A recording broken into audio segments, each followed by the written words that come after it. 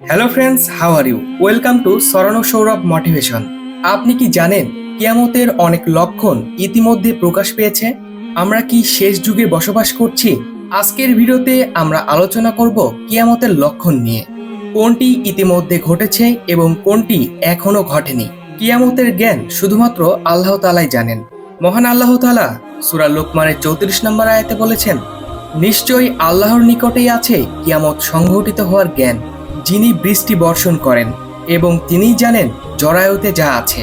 কেউ জানে না আগামীকাল সে কি অর্জন করবে, কোন দেশে তার মৃত্যু ঘটবে। নিশ্চয়ই আল্লাহ সর্বজ্ঞ, সর্ববিষয়ে অবহিত। কিয়ামতের লক্ষণের ধরন দুই ভাগে বিভক্ত।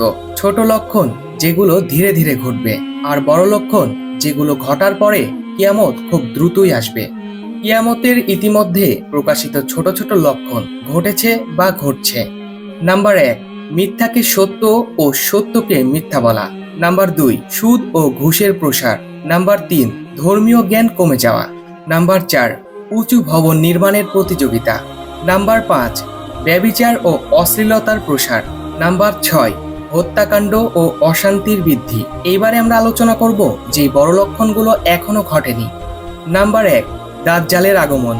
নাম্বার 2, ইমাম মাহাদির আত্মপ্রকাশ। নাম্বার 3, ঈসা আলাইহিসসালামের দুনিয়াতে নেমে আসা।